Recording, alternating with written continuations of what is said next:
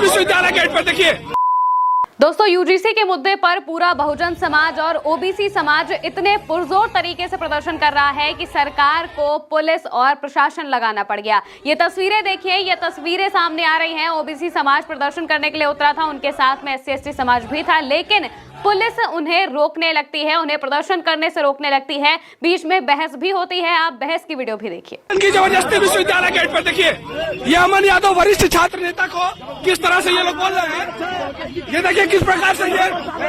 दोस्तों, कई लोग इस पर सवाल पूछ रहे हैं कि जब पूरा सवर्ण समाज उतरकर पूरे देश भर में प्रदर्शन कर रहा था, उत्तर प्रदेश में तो न जाने कहां तक पुतले भी जला दिए गए और बहुत बुरी तरीके से प्रदर्शन किया गया। प्रधानमंत्री, गृह मंत्री के चेहरों पर कालिक तक पोत दी गई, लेकिन उस वक्त पुलिस नहीं आती है। लेकिन जहां बहुजन समाज और एससी एसटी समाज, ओबीसी समाज प्रदर्शन करने के लिए उतरता है तो उन्हें रोकने के लिए लोग आ जाते हैं। इसको लेकर तमाम तस्वीरें सामने आ रही हैं। प्रदर्शन की भी तस्वीरें हम आपको दिखाएंगे, लेकिन इसको लेकर कंचना यादव, जो कि आरजेडी की प्रवक्ता हैं, उन्होंने क्या कहा है, सबसे पहले हम आपको उनका बयान बताते हैं। कंचना यादव लिखती हैं, देख लो ओबीसी एससी एसटी वालों, बीजेपी समर्थक सवर्णों ने विरोध प्रदर्शन किया और बीजेपी ने उन्हें शांति से विरोध करने दिया। जब ओबीसी एससी एसटी विरोध प्रदर्शन कर रहे हैं तो बीजेपी पुलिस से उनकी पिटाई करवा रही है। देख लो बीजेपी किसकी है और किसके इशारे पर अदालत ने यूजीसी को रोका है। सरकार भी उनकी, अदालत भी उनकी, पुलिस भी उनकी, तो ओबीसी एससी एसटी और अल्पसंख्यकों का क्या।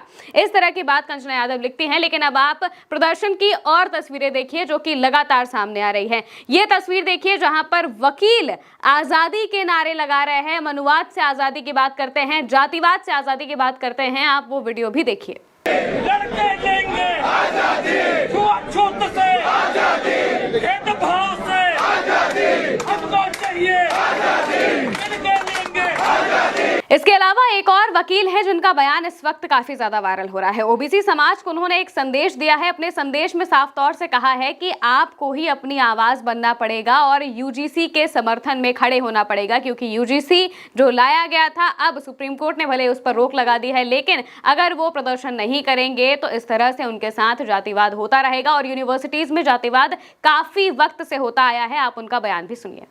नारा लग रहा था, गली के कुत्ते कैसे हो, एससी एसटी जैसे हो।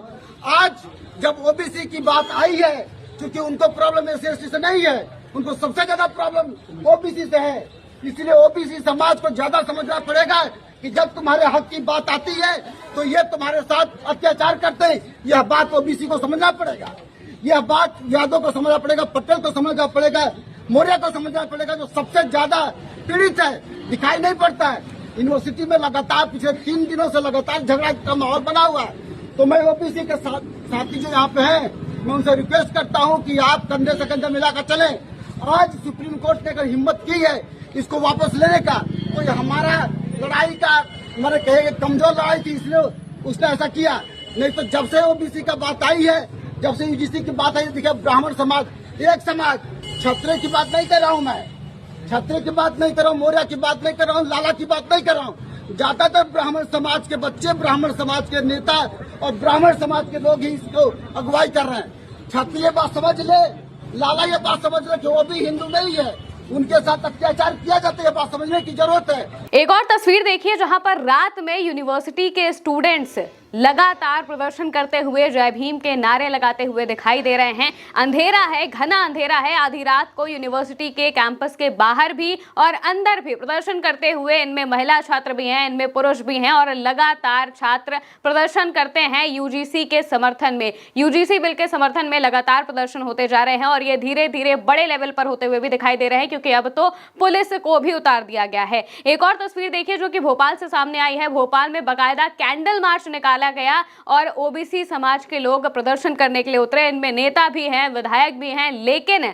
सबसे बड़ी बात यह है कि पूरा समाज एकजुट होता हुआ दिखाई दे रहा है। एससी एसटी समाज भी और ओबीसी समाज भी अब अपने हक के लिए सड़कों पर उतरता हुआ नजर आ रहा है। एक और तस्वीर जो है वो सामने आ रही है रोहतास से, जहां पर प्रदर्शन किया गया। इसमें भी आप देखेंगे तो बैनर पोस्टर लेकर प्रदर्शन करते हुए लोग दिखाई दे रहे हैं और लगातार एक ही बात कर रहे हैं कि यूजीसी को लागू किया जाए। यूजीसी का समर्थन देते हुए ये लोग लगातार प्रदर्शन करते हुए नजर आ रहे हैं और ये प्रदर्शन बता रहे हैं कि मोदी सरकार कितनी बुरी तरह से घिर चुकी है उनके लिए इधर कुआं तो दूसरी तरफ खाई वाला हिसाब हो चुका है, क्योंकि अगर यूजीसी लागू करते हैं तो सवर्ण विरोध करने उतरते हैं, नहीं लागू करते हैं तो पूरा का पूरा ओबीसी और एससी एसटी समाज, बहुजन समाज प्रदर्शन करने के लिए उतर जाता है। और बहुजन समाज ने तो एक बार पहले भी बीजेपी को धूल चटा दी थी उत्तर प्रदेश में, जब 2024 का लोकसभा चुनाव हुआ था। उस वक्त बहुजन समाज जैसे ही बीजेपी से दूर हुआ, वहां पर बीजेपी की हालत खराब हो गई और इसी वजह से कई बार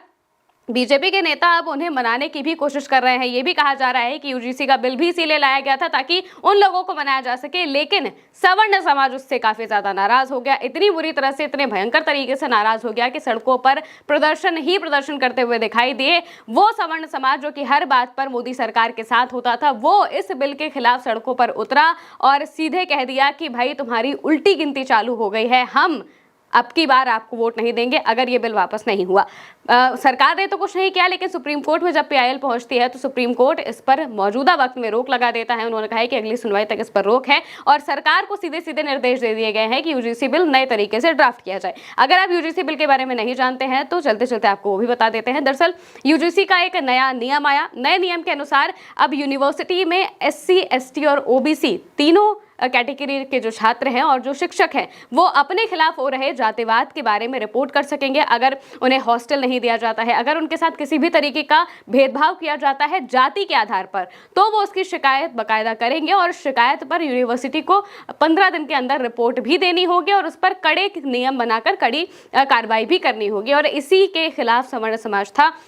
उनका कहना था कि इससे उनके साथ रिवर्स जातिवाद हो सकता है, कोई भी कुछ भी आरोप लगाकर उनके साथ उन पर आरोप लगा सकता है, कार्रवाई करवा सकता है और इससे सवर्ण छात्र के जो बच्चे हैं उनका भविष्य खराब हो सकता है। ये सब उनके तर्क थे, वो बातें कहते हुए दिखाई दिए थे। सबसे बड़ा जो विरोध था वो इसी बात का था कि ओबीसी समाज को भी अब इसमें लागू कर दिया गया है, यानी कि उन्हें भी अब इसमें जो कोटा है वो दे दिया गया है कि वो भी अब आकर अपने खिलाफ हो रहे जातिवाद के बारे में बोल सकते हैं, अपनी आवाज़ जो है वो उठा सकते हैं। इससे पहले क्या था कि एससी एसटी समाज के लिए ये नियम पहले से लागू थे कि उनके खिलाफ अगर कोई जातिवाद होता है तो वो इसकी शिकायत कर सकते हैं, लेकिन ओबीसी समाज के लिए ऐसा कोई प्रॉपर नियम नहीं था। लेकिन अब इसे लागू कर दिया जाता है, इसे नए नियम को लाया जाता है, लेकिन सुप्रीम कोर्ट ने मौजूदा वक्त में इस पर रोक लगा दी है और साफ कह दिया है कि अभी जो जिस तरीके से इसको ड्राफ्ट किया गया था वो ड्राफ्टिंग ही काफी गलत थी, उसमें कुछ भी स्पष्ट तरीके से नहीं लिखा गया था और इसी वजह से सवर्ण समाज विरोध कर रहा था।